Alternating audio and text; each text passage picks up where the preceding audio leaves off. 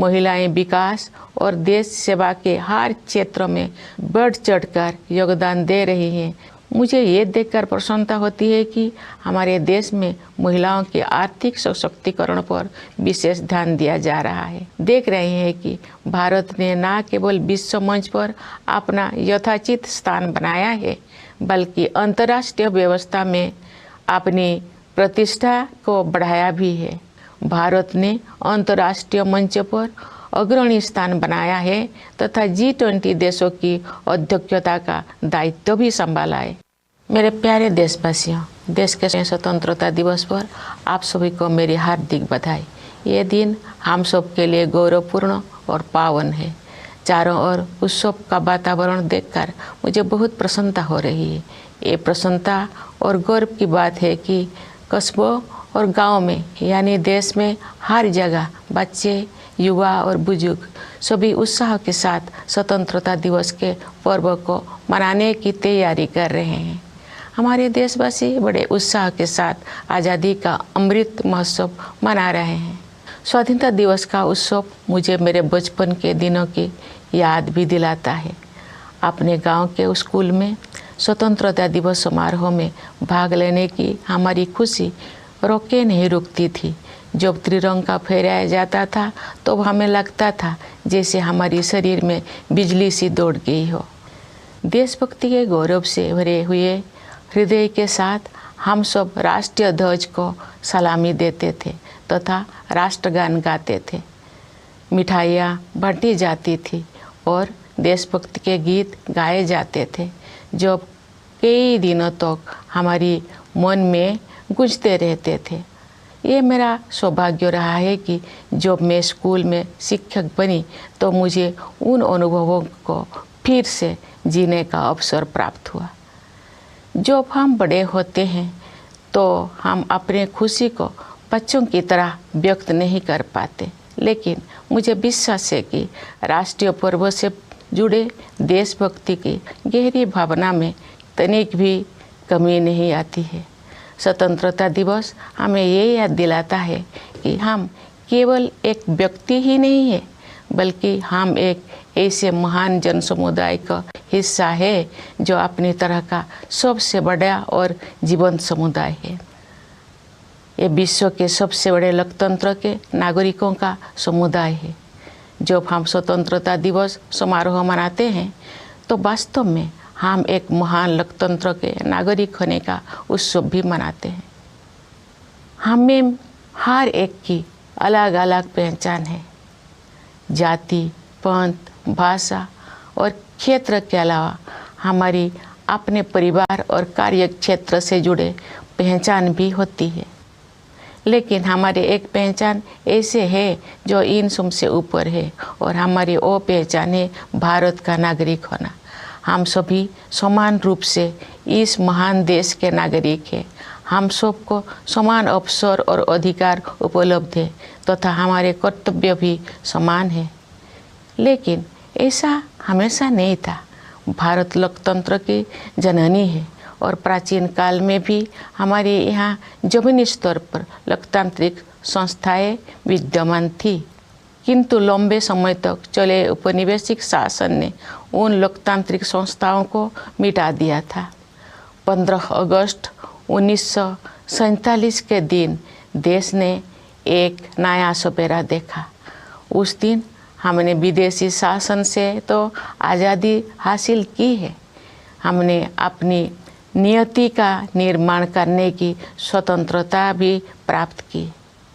हमारी स्वाधीनता के साथ विदेशी शासकों द्वारा उपनिवेशक को छोड़ने का दौर शुरू हुआ और उपनिवेशवाद समाप्त होने लगा।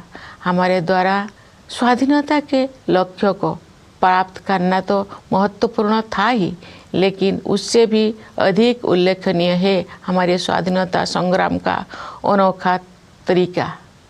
महात्मा गांधी तथा अनेक असाधारण एवं दूरदर्शी विभूतियों के नेतृत्व में हमारा राष्ट्रीय आंदोलन अद्वितीय आदर्श से अनुप्राणित था। गांधी जी तथा अन्य महानायकों ने भारत की आत्मा को फिर से जगाया और हमारी महान सभ्यता के मूल्यों का जन जन में संचार किया। भारत के ज्वलंत उदाहरण का अनुसरण करते हुए हमारे स्वाधीनता संग्राम की आधारशिला सत्य और अहिंसा को पूरी दुनिया के अनेक राजनीतिक संघर्षों में सफलतापूर्वक अपनाया गया है। देख रहे हैं कि भारत ने न केवल विश्व मंच पर अपना यथाचित स्थान बनाया है, बल्कि अंतर्राष्ट्रीय व्यवस्था में अपनी प्रतिष्ठा को बढ़ाया भी है। अपनी यात्राओं और प्रवासी भारतीयों के साथ बातचीत के दौरान मैंने अपने देश के प्रति उनमें एक नया विश्वास तथा गौरव का भाव देखा है। भारत पूरी दुनिया में विकास के लक्ष्यों और मानवीय सहयोग को बढ़ावा देने में महत्वपूर्ण भूमिका निभा रहा है। भारत ने अंतर्राष्ट्रीय मंच पर अग्रणी स्थान बनाया है तथा G20 देशों की अध्यक्षता का दायित्व भी संभाला है। चूँकि G20 समूह दुनिया की 2/3 जनसंख्या का प्रतिनिधित्व करता है, इसलिए ये हमारे लिए वैश्विक प्राथमिकताओं को सही दिशा में ले जाने का एक अद्वितीय अवसर है। G20 की अध्यक्षता के माध्यम से भारत व्यापार और वित्त के क्षेत्र में हो रही निर्णयों को न्याय संगत प्रगति की ओर ले जाने में प्रयासरत है। व्यापार और वित्त के अलावा मानव विकास से जुड़े विषय भी कार्यसूची में शामिल किए गए हैं। ऐसे कई मुद्दे जो पूरे मानवता के लिए महत्वपूर्ण है और किसी भौगोलिक सीमा से बंधे हुए नहीं है। मुझे विश्वास है कि भारत के प्रभावी नेतृत्व के साथ G20 के सदस्य देश उन मोर्चों पर उपयोगी कार्रवाई को आगे बढ़ाएंगे। भारत महिलाएं विकास और देश सेवा के हर क्षेत्र में बढ़ चढ़कर योगदान दे रही हैं तथा राष्ट्र का गौरव बढ़ा रहे हैं। आज हमारी महिलाओं ने ऐसे अनेक क्षेत्रों में अपना विशेष स्थान बना लिया है जिनमें कुछ दशकों को पहले उनकी भागीदारी की कल्पना भी नहीं की जा सकती थी। मुझे ये देखकर प्रसन्नता होती है कि हमारे देश में महिलाओं के आर्थिक सशक्तिकरण पर विशेष ध्यान दिया जा रहा है। आर्थिक सशक्तिकरण से परिवार और समाज में महिलाओं की स्थिति मजबूत होती है। मैं सभी देशवासियों से आग्रह करती हूँ कि वे महिला सशक्तिकरण को प्राथमिकता दें। मैं चाहूँगी कि हमारी बहनें और बेटियाँ साहस के साथ हर तरह की चुनौतियों का सामना करें और जीवन में आगे बढ़ें। महिलाओं का विकास स्वाधीनता संग्राम के आदर्श में शामिल है।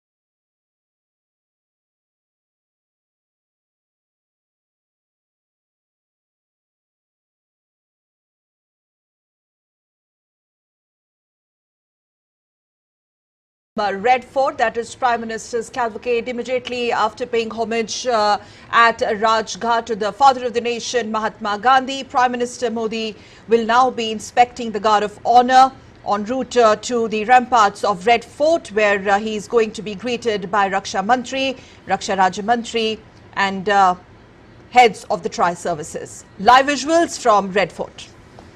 Well, the government has invited close to 1,800 special guests, including beneficiaries of PM Kisan scheme, to attend this particular celebrations at the Red Fort as India celebrates another independence. Sarpanchs of vibrant villages, laborers included in several projects like the Central Vista project, Har Ghar Jal Yojana project being invited. Shri Ajay Bhatt and Defence Secretary Shri Giridhar Armane.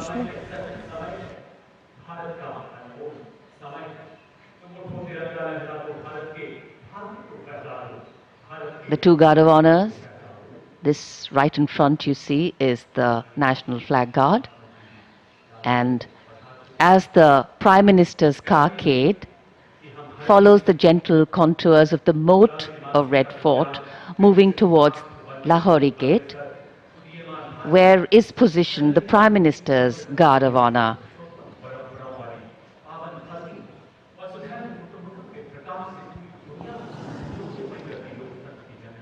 माननीय प्रधानमंत्री श्री नरेंद्र मोदी का आगमन हो रहा है। स्वाधीनता दिवस समारोह के मुख्य आयोजन स्थल ऐतिहासिक लाल किले पर, जहां से आज वे ध्वजारोहण करेंगे, राष्ट्र को संबोधित करेंगे। राजघाट पर माननीय प्रधानमंत्री महोदय ने बापू को श्रद्धा सुमन अर्पित किए। प्रधानमंत्री महोदय को गार्ड ऑफ ऑनर पेश किया जाएगा संयुक्त इंटर सर्विसेज और दिल्ली पुलिस गार्ड दस्ते के द्वारा, जिसके संयोजन की जिम्मेदारी इस बार थल सेना को सौंपी गई है। थल सेना, वायुसेना, दिल्ली पुलिस और उनकी संयुक्त कमान थल सेना के हाथों में इस वर्ष। माननीय प्रधानमंत्री श्री नरेंद्र मोदी का आगमन ऐतिहासिक लाल किले पर, जिनका विधिवत स्वागत रक्षा मंत्री श्री राजनाथ सिंह, रक्षा राज्य मंत्री श्री अजय भट्ट और रक्षा सचिव श्री गिरिधर आरामाने द्वारा रक्षा सचिव द्वारा माननीय प्रधानमंत्री महोदय का परिचय कराया जा रहा है। GOC Delhi area lieutenant general Dheeraj Seth के द्वारा। और अब गार्ड ऑफ ऑनर। अंतर सेना पुलिस सम्मान गार्ड जनरल सलाट सलाम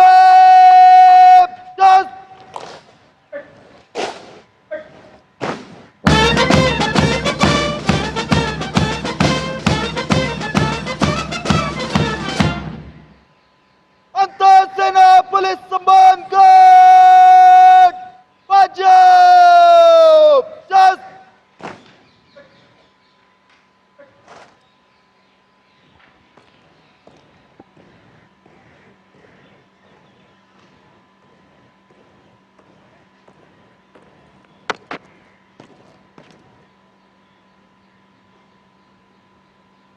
श्रीमान अंतर सेना पुलिस सम्मान गार्ड निरीक्षण के लिए हाजिर है।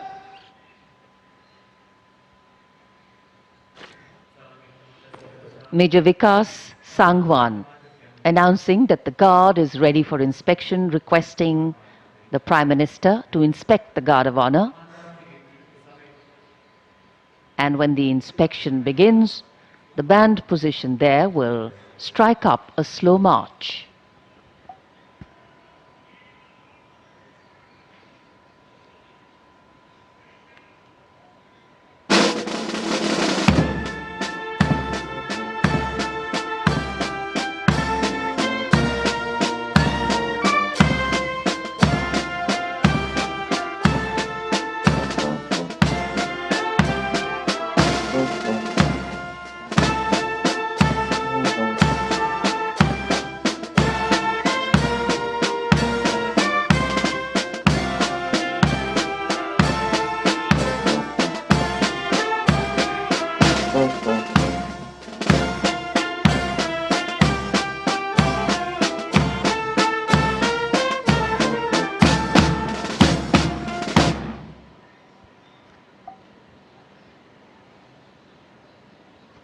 The inspection of the Guard of Honor complete, the Prime Minister now, through the Lahori Gate, will make his way up towards the ramparts of the Red Fort, from where the flag hoisting ceremony will take place, and then the Prime Minister's address to the nation.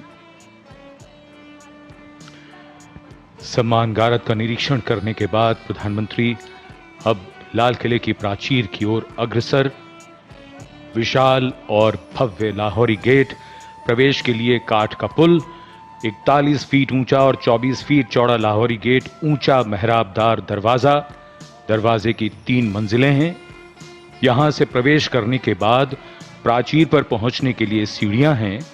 अब तो यहां विशिष्ट व्यक्तियों के लिए lift भी है। शाहजहां ने जब लाल किला बनवाया था तब ये प्राचीर यहां नहीं थी, इसे बाद में औरंगजेब ने बनवाया। इसी दरवाजे के ऊपर प्राचीर पर पहली बार सन 1947 में भारत का राष्ट्रीय ध्वज फहराया गया था। विशिष्ट दर्शक दीर्घा, केंद्रीय मंत्री आज के इस ऐतिहासिक अवसर पर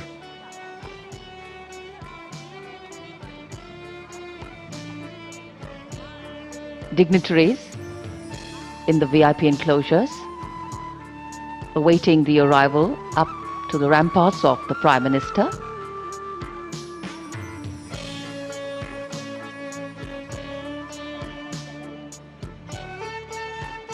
This is the first level of the ramparts.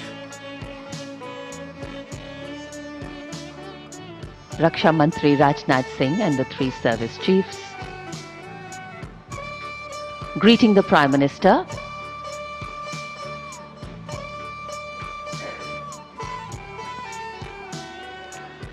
माननीय प्रधानमंत्री श्री नरेंद्र मोदी का आगमन हो रहा है लाल किले की प्राचीर पर।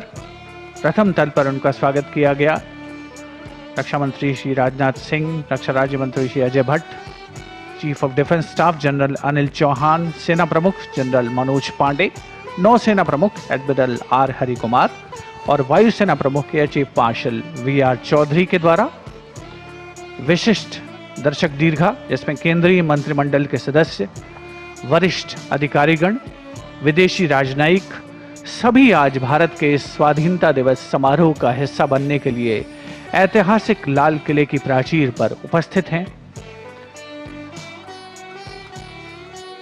एक बहुत ही खास अवसर हर विशिष्ट व्यक्ति के लिए और हर उस आम नागरिक के लिए जो आज के इस स्वाधीनता दिवस समारोह का हिस्सा बन रहा है और अपने आप को गौरवान्वित महसूस कर रहा है। राष्ट्र की विकास यात्रा का हिस्सा बनकर, राष्ट्र की प्रगति के पथ का एक अवशेष, एक हिस्सा बनकर, उससे जुड़कर।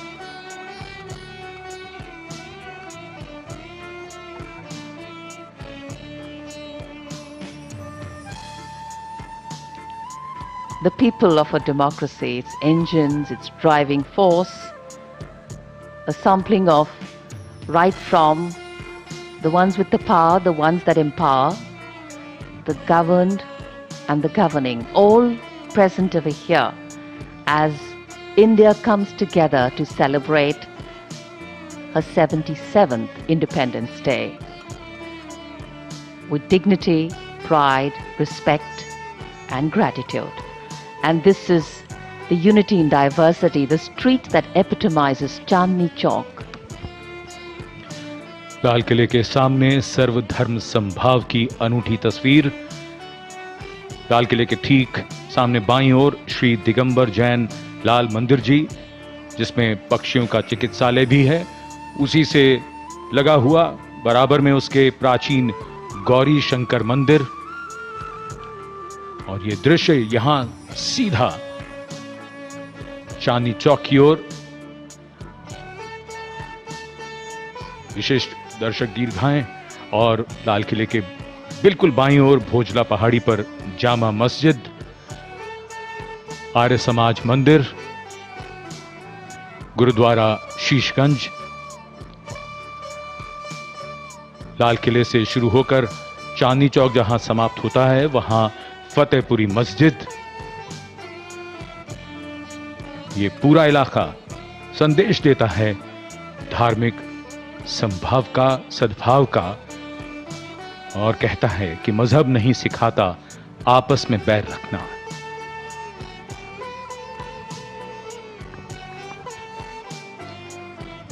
And this is just across the Red Fort, and when we see Chandni Chowk, it's very quiet today because it's a holiday today, a national holiday, but it's one of the oldest and busiest markets in Delhi.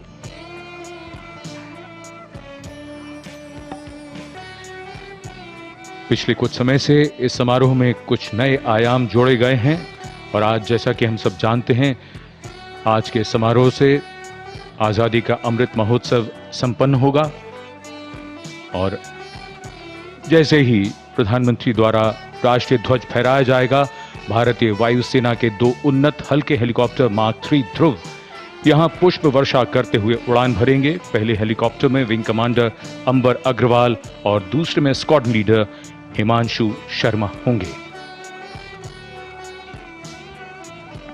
21 तोपों की सलामी lieutenant colonel विकास कुमार की कमान में दी जाएगी। नायब सूबेदार Anup Singh gun position officer होंगे।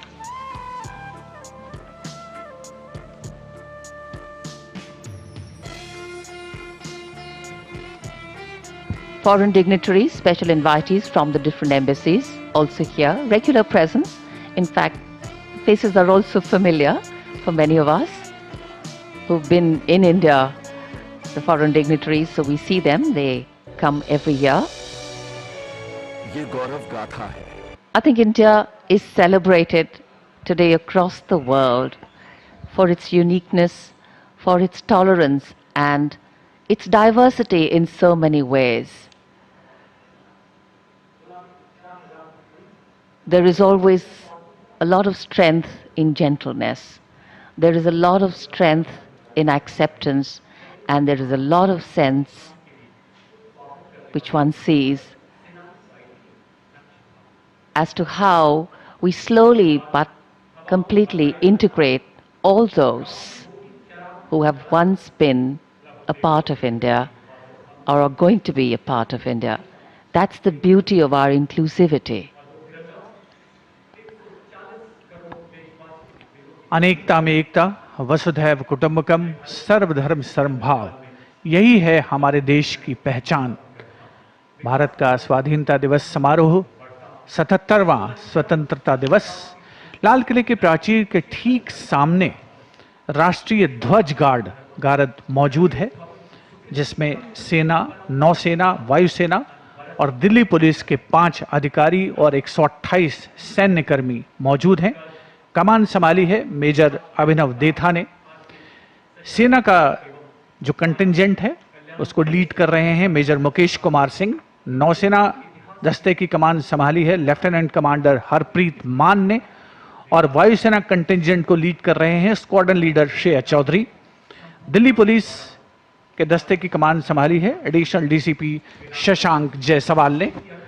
माननीय प्रधानमंत्री महोदय ध्वजारोहण करेंगे और राष्ट्रीय ध्वज गार्ड द्वारा राष्ट्रीय झंडे को सलामी दी जाएगी। 21 तोपों की सलामी 8711 फील्ड बैटरी, जिसकी कमान लेफ्टिनेंट कर्नल विकास कुमार संभाल रहे हैं और गन पोजीशन ऑफिसर हैं नायब सूबेदार अनूप सिंह। माननीय प्रधानमंत्री महोदय का आगमन लाल किले की प्राचीर पर। Prime Minister Narendra Modi reaching the top level of the ramparts to address the nation. पहले ध्वजारोहण, राष्ट्रीय सलाम, सलामत,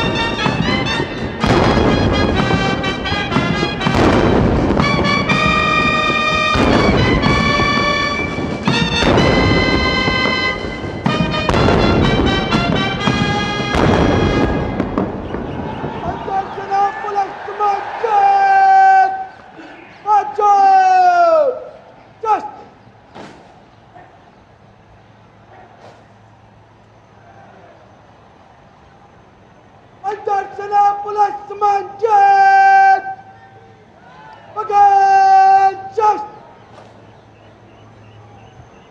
अंतर सेना पुलिस सम्मान जय चलेगा।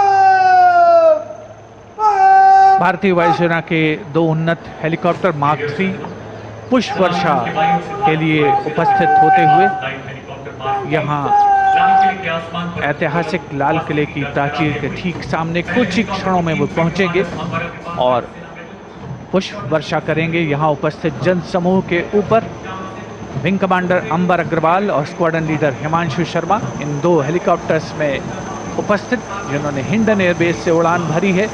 उपस्थित जनसमूह आह्लादित है, प्रसन्न है। माननीय प्रधानमंत्री महोदय श्री नरेंद्र मोदी स्वयं अभिवादन कर रहे हैं इन एयर वॉरियर्स का, इन जांबाजों का, जिन्होंने देश की वायुसेनाओं की रक्षा करने में कोई कसर नहीं छोड़ी है।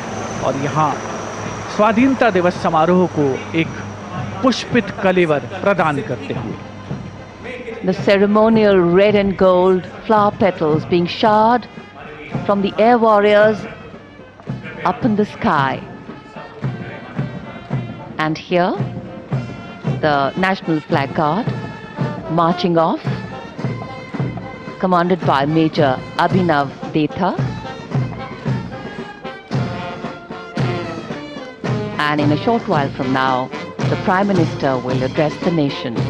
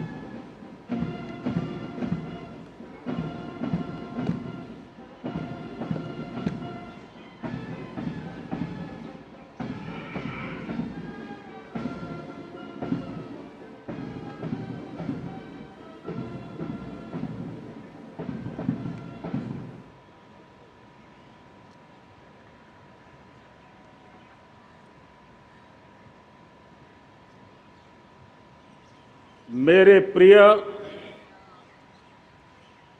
140 करोड़ परिवारजन,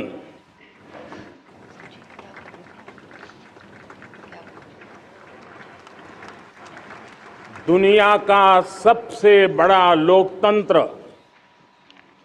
और अब बहुत लोगों का अभिप्राय है कि जनसंख्या की दृष्टि से भी हम विश्व में नंबर 1 पर है। इतना बड़ा विशाल देश, 140 करोड़ देश कि मेरे भाई बहन, मेरे परिवारजन आज आजादी का पर्व मना रहे हैं। मैं देश के कोटि कोटि जनों को, देश और दुनिया में भारत को प्यार करने वाले, भारत का सम्मान करने वाले, भारत का गौरव करने वाले कोटि कोटि जनों को आजादी के इस महान पवित्र पर्व की अनेक अनेक शुभकामनाएं देता हूं। मेरे प्यारे परिवारजन, पूज्य बापू के नेतृत्व में असहयोग का आंदोलन, सत्याग्रह की मूवमेंट और भगत सिंह, सुखदेव, राजगुरु जैसे अनगिनत वीरों का बलिदान, उस पीढ़ी में शायद ही कोई व्यक्ति होगा जिसने देश की आजादी में अपना योगदान न दिया हो। मैं आज देश की आजादी के जंग में जिन जिन ने योगदान दिया है, बलिदान दिए हैं, त्याग किया है, तपस्या की है, उन सबको आदरपूर्वक नमन करता हूं, उनका अभिनंदन करता हूं। आज 15 अगस्त महान क्रांतिकारी और अध्यात्म जीवन के ऋषितुल्य प्रणेता श्री अरबिंदो की 150वीं जयंती पूर्ण हो रही है। ये वर्ष स्वामी दयानंद सरस्वती के 150वीं जयंती का वर्ष है।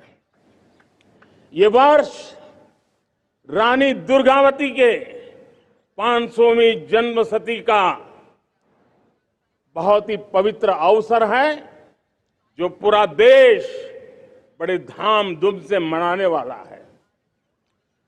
ये वर्ष मीराबाई भक्ति योग की सिरमौर मीराबाई के 525 वर्ष का भी ये पावन पर्व है। ये बार जो 26 जनवरी हम मनाएंगे वो हमारे गणतंत्र दिवस की 75वीं वर्षगांठ होगी। अनेक प्रकार से अनेक अवसर, अनेक संभावनाएं राष्ट्र निर्माण में जुटे रहने के लिए पल पल नई प्रेरणा, पल पल नई चेतना, पल पल सपने, पल पल संकल्प, शायद इससे बड़ा कोई अवसर नहीं हो सकता। मेरे प्यारे परिवारजन, इस बार प्राकृतिक आपदा ने देश के अनेक हिस्सों में अकल्पनीय संकट पैदा किए। जिन परिवारों ने इस संकट में सहन किया है, मैं उन सभी परिवारजनों के प्रति अपनी संवेदना प्रकट करता हूं और राज्य और केंद्र सरकार मिलकर के उन सभी संकटों से जल्दी से मुक्त होकर के फिर तेज गति से आगे बढ़ेंगे, ये मैं विश्वास दिलाता हूं। मेरे प्यारे परिवारजनों, पिछले कुछ सप्ताह नॉर्थ ईस्ट में, विशेषकर मणिपुर में और हिंदुस्तान के भी अन्य कुछ भागों में, लेकिन विशेषकर मणिपुर में जो हिंसा का दौर चला, कई लोगों को अपना जीवन खोना पड़ा, मां बेटियों के सम्मान के साथ खिलवाड़ हुआ। लेकिन कुछ दिनों से लगातार शांति की खबरें आ रही हैं। देश मणिपुर के लोगों के साथ है। देश मणिपुर के लोगों को पिछले कुछ दिनों से जो शांति बनाए रखी है, उस शांति के पर्व को आगे बढ़ाएं और शांति से ही समाधान का रास्ता निकलेगा। और राज्य और केंद्र सरकार मिलकर के उन समस्याओं के समाधान के लिए भरपूर प्रयास कर रही है, करती रहेगी। मेरे प्यारे परिवारजनों, जब हम इतिहास की तरफ नजर करते हैं तो इतिहास में कुछ पल ऐसे आते हैं जो अपनी अमिट छाप छोड़ करके जाते हैं और उसका प्रभाव सदियों तक रहता है। और कभी कभी शुरुआत में वो बहुत छोटा लगता है, छोटी सी घटना लगती है, लेकिन वो अनेक समस्याओं की जड़ बन जाती है। हमें याद है 1000-1200 साल पहले इस देश पर आक्रमण हुआ। एक छोटे से राज्य के छोटे से राजा का पराजय हुआ, लेकिन तब पता तक नहीं था कि एक घटना भारत को 1000 साल की गुलामी में फंसा देगी। और हम गुलामी में जकड़ते गए, जकड़ते गए, जकड़ते गए। जो आया लूटता गया, जो जिसका मन चाहा हम पे आके सवार हो गया। कैसा विपरीत काल रहा होगा वो 1000 साल का। मेरे प्यारे परिवारजनों, घटना छोटी क्यों ना हो, लेकिन 1000 साल तक प्रभाव छोड़ के रही है। लेकिन मैं आज इस बात का जिक्र इसलिए करना चाहता हूं कि भारत के वीरों ने इस कालखंड में कोई भूभाग ऐसा नहीं था, कोई समय ऐसा नहीं था जब उन्होंने देश की आजादी के लौ को जलता न रखा हो, बलिदान की परंपरा न बनाई हो। मां भारती बेड़ियों से मुक्त होने के लिए उठ खड़ी हुई थी, जंजीरों को झकझोर रही थी और देश की नारी शक्ति, देश की युवा शक्ति, देश के किसान, देश के गांव के लोग, मजदूर, कोई हिंदुस्तानी ऐसा नहीं था जो आजादी के सपने को लेकर के जीता न हो। आजादी को पाने के लिए मर मिटने के लिए तैयार होने वालों की एक बड़ी फौज तैयार हो गई थी।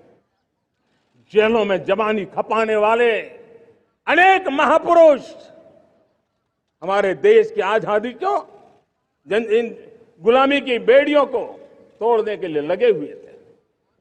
मेरे प्यारे परिवारजनों, जन चेतना को वो व्यापक रूप, त्याग और तपस्या का वो व्यापक रूप, जन जन के अंदर एक नए विश्वास जगाने वाला वो पल आखिरकार 1947 में देश आजाद हुआ। 1000 साल की गुलामी में संजोए हुए सपने देशवासी पूरे करते हुए देखे। साथियों, मैं 1000 साल पहले की बात इसलिए कह रहा हूं, मैं देख रहा हूं फिर एक बार देश के सामने एक मौका आया है। इस ऐसे कालखंड में हम जी रहे हैं, ऐसे कालखंड में हमने प्रवेश किया है और यह हमारा सौभाग्य है कि भारत के ऐसे अमृत काल में, ये अमृत काल का पहला वर्ष है। या तो हम जवानी में जी रहे हैं या हम मां भारती की गोद में जन्म ले चुके हैं। और ये कालखंड, मेरे शब्द लिख करके रखिए मेरे प्यारे परिवारजनों, इस कालखंड में जो हम करेंगे, जो कदम उठाएंगे, जितना त्याग करेंगे, तपस्या करेंगे, सर्वजन हिताय सर्वजन सुखाय, एक के बाद एक फैसले लेंगे, आने वाले 1000 साल का देश का स्वर्णिम इतिहास उससे अंकुरित होने वाला है। इस कालखंड में होने वाली घटनाएं आगामी 1000 साल के लिए इसका प्रभाव पैदा करने वाली है। गुलामी की मानसिकता से बाहर निकला हुआ देश पंच प्राण को समर्पित होकर के एक नए आत्मविश्वास के साथ आज आगे बढ़ रहा है। नए संकल्पों को सिद्ध करने के लिए वो जी जान से जुड़ रहा है। मेरी भारत माता, जो कभी ऊर्जा का सामर्थ्य था लेकिन राख के ढेर में दबी पड़ी थी, वो भारत मां 140 करोड़ देशवासियों के पुरुषार्थ है, उनकी चेतना से, उनकी ऊर्जा से फिर एक बार जागृत हो चुकी है। मां भारती जागृत हो चुकी है और मैं साफ देख रहा हूं दोस्तों, यही कालखंड है। पिछले 9-10 साल हमने अनुभव किया है, विश्व भर में भारत की चेतना के प्रति, भारत के सामर्थ्य प्रति एक नया आकर्षण, नया विश्वास, नई आशा पैदा हुई है। और ये प्रकाश पुंज जो भारत से उठा है, वो विश्व को उसमें अपने लिए ज्योति नजर आ रही है। विश्व को एक नया विश्वास पैदा हो रहा है। हमारा सौभाग्य है, कुछ ऐसी चीजें हमारे पास हैं जो हमारे पूर्वजों ने हमें विरासत में दी है और वर्तमान कालखंड ने गढ़ी है। आज हमारे पास डेमोग्राफी है, आज हमारे पास डेमोक्रेसी है, आज हमारे पास डाइवर्सिटी है। डेमोग्राफी, डेमोक्रेसी और डाइवर्सिटी की ये त्रिवेणी भारत के हर सपने को साकार करने का सामर्थ्य रखती है। आज पूरे विश्व में वहां देशों की उम्र ढल रही है, ढलाव पर है, तब भारत युवान की तरफ ऊर्जावान होकर के बढ़ रहा है। कितने बड़े गौरव का कालखंड है कि आज 30 साल की कम आयु की जनसंख्या दुनिया में सर्वाधिक कहीं है तो ये मेरे भारत मां की गोद में है, ये मेरे देश में है। और 30 साल से कम उम्र की नौजवान हो मेरे देश के पास हो, कोटि कोटि भुजाएं हो, कोटि कोटि मस्तिष्क हो, कोटि कोटि सपने, कोटि कोटि संकल्प हो, तो भाइयों बहनों, मेरे प्रिय परिवारजनों, हम इच्छित परिणाम प्राप्त करके रह सकते हैं। मेरे प्यारे परिवारजनों, देश का भाग्य ऐसी घटनाएं बदल देती है, यह सामर्थ्य देश के भाग्य को बदल देता है। भारत 1000 साल की गुलामी और आने वाले 1000 साल के भव्य भारत के बीच में पड़ाव पर हम खड़े हैं, एक ऐसी संधि पर खड़े हैं और इसलिए अब हमें न रुकना है न दुविधा में जीना है। मेरे प्यारे प्रिय परिवारजनों, हमें खोई हुई उस विरासत का गर्व करते हुए, खोई हुई समृद्धि को प्राप्त करते हुए, हमें फिर एक बार और ये बात मान के चले, हम जो भी करेंगे, हम जो भी कदम उठाएंगे, हम जो भी फैसला लेंगे, वो अगले 1000 साल तक अपनी दिशा निर्धारित करने वाला है, भारत के भाग्य को लिखने वाला है। मैं आज मेरे देश के नौजवानों को, मेरे देश की बेटे बेटियों को ये जरूर कहना चाहूंगा, जो सौभाग्य आज मेरे युवाओं को मिला है, ऐसा सौभाग्य शायद ही किसी के नसीब होता है जो आपके नसीब हुआ है, और इसलिए हमें ये गंवाना नहीं है।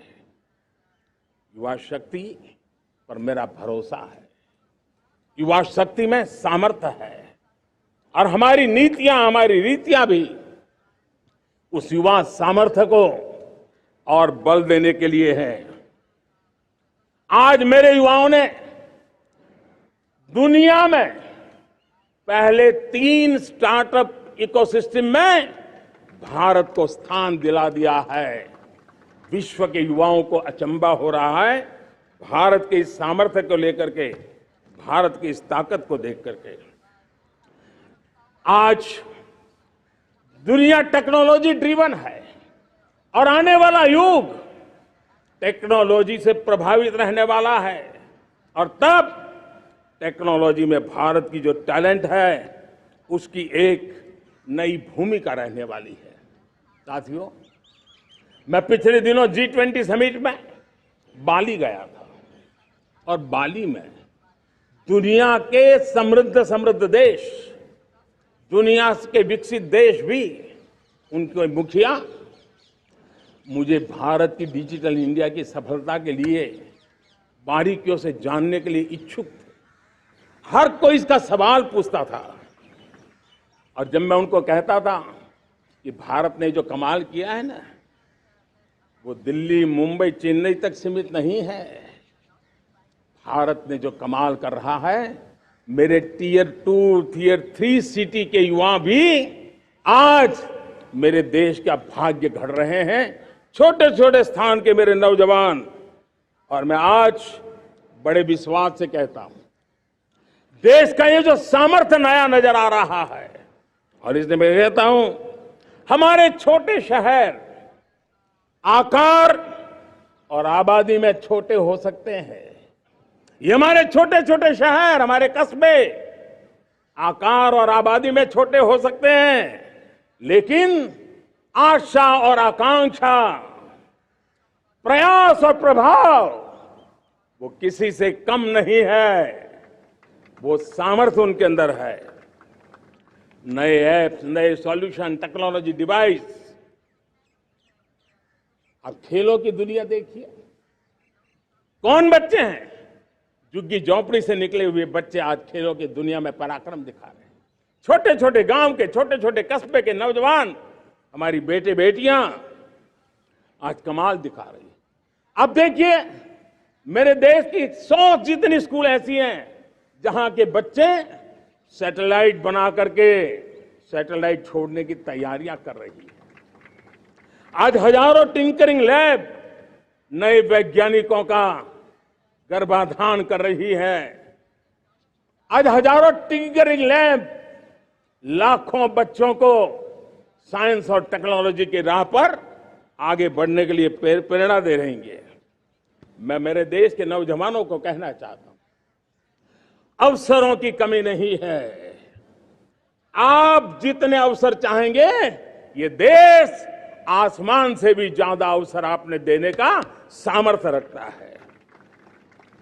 मैं आज लाल किले की प्राचीर से मेरे देश की माताओं, बहनों, मेरे देश की बेटियों को हृदय से अभिनंदन करना चाहता हूं।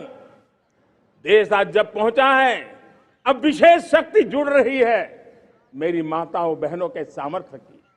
आज देश प्रगति की राह पर चल पड़ा है, तो मैं मेरे किसान भाई बहनों का भी अभिनंदन करना चाहता हूं। ये आप ही का पुरुषार्थ है, ये आप ही का परिश्रम है कि देश आज कृषि क्षेत्र में आगे बढ़ रहा है।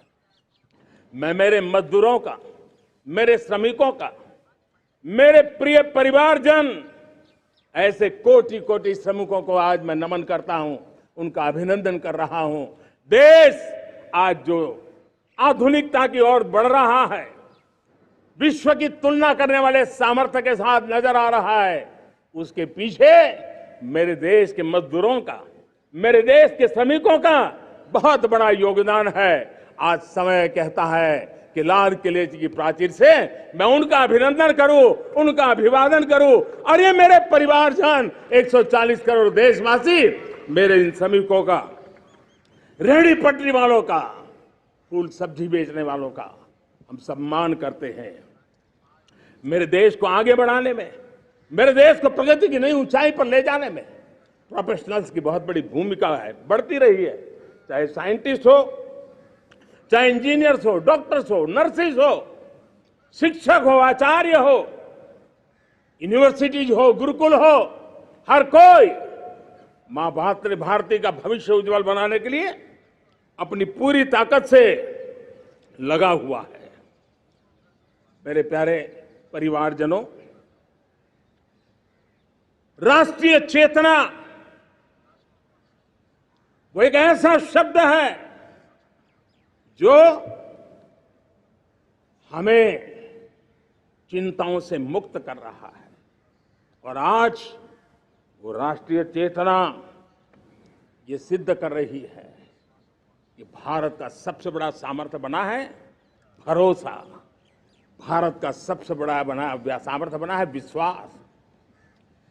जन जन में हमारा विश्वास, जन जन का सरकार पर विश्वास, जन जन का देश के उज्जवल भविष्य पर विश्वास, और विश्व का भी भारत के प्रति विश्वास। ये विश्वास हमारी नीतियों का है, हमारी रीति का है। भारत के उज्जवल भविष्य को जिस निर्धारित मजबूत कदमों से हम आगे बढ़ा रहे हैं, उसका है। भाइयों बहनों, मेरे प्यारे परिवारजनों, ये बात निश्चित है कि भारत का सामर्थ्य और भारत की संभावनाएं विश्वास की नई बुलंदियों को पार करने वाली है। और ये विश्वास की नई बुलंदियां नए सामर्थ्यों को लेकर के चलनी चाहिए रही है। आज देश में G20 समिट के मेहमान नवाजी का भारत को अवसर मिला है। अब पिछले एक साल से हिंदुस्तान के हर कोने में जिस प्रकार से G20 के अनेक ऐसे आयोजन हुए, अनेक कार्यक्रम हुए हैं, उसने देश के सामान्य मानवी के सामर्थ्य को विश्व को परिचित करा दिया है। भारत की विविधता का परिचय कराया है। भारत की डायवर्सिटी को दुनिया अचंभे से देख रही है और उसके कारण भारत के तरफ आकर्षण बढ़ा है। भारत को जानने की, समझने की इच्छा जगी है। उसी प्रकार से आप देखिए एक्सपोर्ट, आज भारत का एक्सपोर्ट के तेजी से बढ़ रहा है और मैं कहना चाहता हूं दुनिया के एक्सपर्ट्स इन सारे मानदंडों के आधार पर कह रहे हैं कि अब भारत रुकने वाला नहीं है। दुनिया की कोई भी रेटिंग एजेंसी होगी वो भारत का गौरव कर रही है। कोरोना काल के बाद दुनिया एक नए सिरे से सोचने लगी और मैं विश्वास से देख रहा हूं कि जिस प्रकार से द्वितीय महायुद्ध के बाद, द्वितीय विश्व युद्ध के बाद दुनिया ने एक नया वर्ल्ड ऑर्डर आकार लिया था, मैं साफ साफ देख रहा हूं कि कोरोना के बाद एक नया विश्व ऑर्डर, एक नया ग्लोबल ऑर्डर, एक नया जियोपॉलिटिकल इक्वेशन ये बहुत तेजी से आगे बढ़ रहा है। जियोपॉलिटिकल इक्वेशन की सारे व्याख्याएं बदल रही है, परिभाषाएं बदल रही है। और मेरे प्यारे परिवारजनों, आप गौरव करेंगे। बदलते हुए विश्व को शेप देने में आज मेरे 140 करोड़ देशवासियों आपका सामर्थ्य नजर आ रहा है। आप निर्णायक मोड़ पर खड़े हैं और कोरोना काल में भारत ने जिस प्रकार से देश को आगे बढ़ाया, दुनिया ने हमारे सामर्थ्य को देखा है। जब दुनिया की सप्लाई चेन तहस नहस हो गई थी, बड़ी बड़ी अर्थव्यवस्थाओं पर दबाव था, उस समय भी हमने कहा था हमें विश्व का विकास देखना है तो मानव केंद्रीय होना चाहिए, मानवीय संवेदनाओं से भरा हुआ होना चाहिए और तब जाकर के समस्याओं का सही समाधान निकालेंगे। और कोविड ने हमें सिखाया है या हमें मजबूर किया है, लेकिन मानवीय संवेदनाओं को छोड़ करके हम विश्व का कल्याण नहीं कर सकते। आज भारत ग्लोबल साउथ की आवाज बन रहा है। भारत की समृद्ध विरासत आज दुनिया के लिए एक अवसर बन रहा है। Global economy, global supply chain, इसमें भारत की हिस्सेदारी, मैं पक्का विश्वास से कहता हूं, आज जो भारत ने परिस्थिति पैदा हुई है, आज जो भारत ने कमाया है, वो दुनिया में स्थिरता की गारंटी लेकर के आया है। दोस्तों, अब न हमारे मन में, न 140 करोड़ मेरे परिवारजनों के मन में और न ही दुनिया के मन में कोई इफ्स है, कोई बट्स है। विश्वास बन चुका है। मेरे प्यारे देशवासियों, अब गेंद हमारे पाले में है। हमें अवसर जाने नहीं देना चाहिए, हमें मौका छोड़ना नहीं चाहिए। भारत में मैं मेरे देशवासियों का इसलिए भी अभिनंदन करता हूं कि मेरे देशवासियों में एक नीर-क्षीर विवेक का सामर्थ्य है, समस्याओं की जड़ों को समझने का सामर्थ्य है। और इसलिए 2014 में मेरे देशवासियों ने 30 साल के अनुभव के बाद तय किया कि देश को आगे ले जाना है तो स्थिर सरकार चाहिए, मजबूत सरकार चाहिए, पूर्ण बहुमत वाली सरकार चाहिए। और देशवासियों ने एक मजबूत और स्थिर सरकार बनाई। और 3 दशकों के जो अनिश्चितता का कालखंड था, जो अस्थिरता का कालखंड था, जो राजनीतिक मजबूरियों से देश जकड़ा हुआ था, उससे मुक्ति मिली। मेरे प्यारे परिवारजनों, देश के पास आज एक ऐसी सरकार है, वो सर्वजन हिताय सर्वजन सुखाय,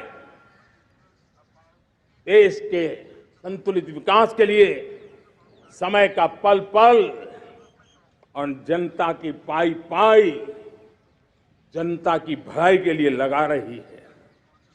और मेरी सरकार, मेरे देशवासियों का मन एक बात से जुड़ा हुआ है। हमारे हर निर्णय, हमारे हर दिशा, उसका एक ही मानदंड है, नेशन फर्स्ट, राष्ट्र प्रथम। और राष्ट्र प्रथम यही दूरगामी परिणाम, सकारात्मक परिणाम पैदा करने वाला है। देश में बड़े स्तर पर काम हो रहा है। और लेकिन मैं कहना चाहूंगा, 2014 में आपने एक मजबूत सरकार बनाई, और मैं कहता हूं 2014 में और 2019 में आपने एक सरकार फॉर्म की, तो मोदी में रिफॉर्म करने की हिम्मत आई। आपने ऐसी सरकार फॉर्म की कि मोदी को रिफॉर्म की हिम्मत आई।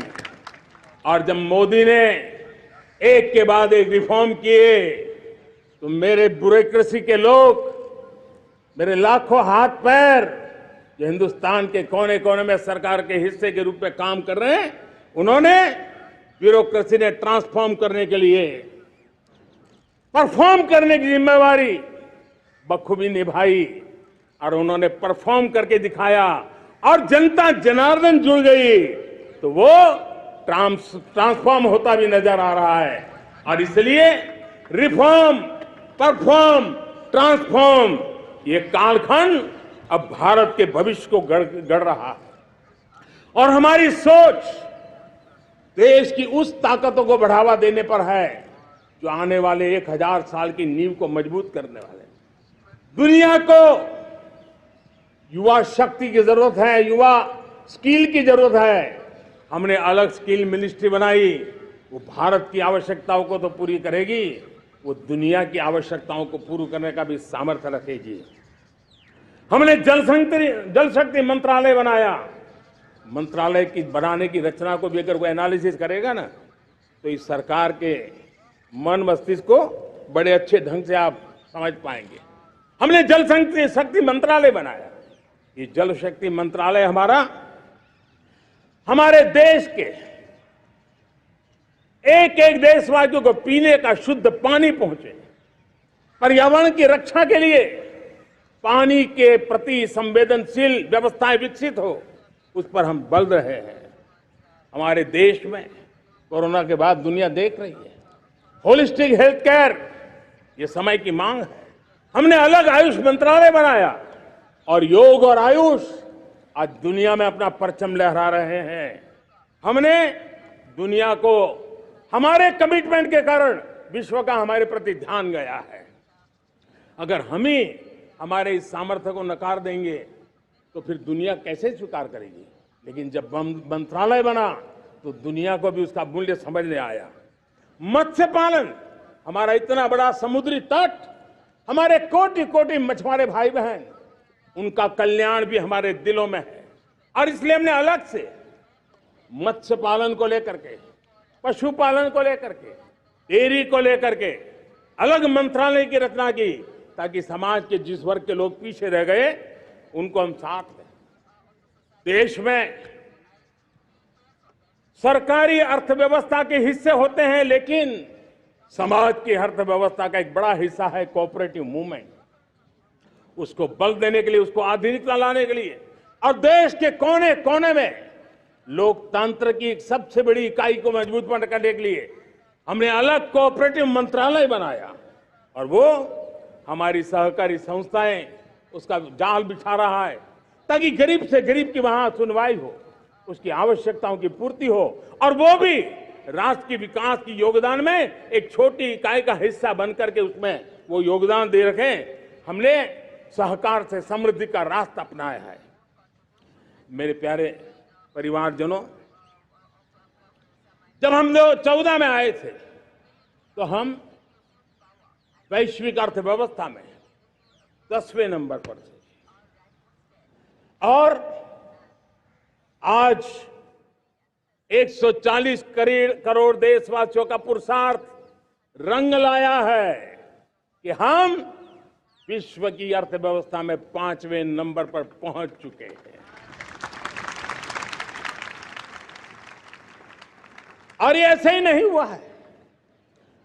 जो एक भ्रष्टाचार का राक्षस देश को दबोचे हुए थे, लाखों करोड़ के घोटाले अर्थव्यवस्था को डामाडोल कर रहे थे, गवर्नेंस फ्रेजाइल फाइल में देश की पहचान होने लगी थी, लीकेजेस को हमने बंद किया, मजबूत अर्थव्यवस्था बनाई, हमने गरीब कल्याण के लिए ज्यादा से ज्यादा धन खर्चने का प्रयास किया।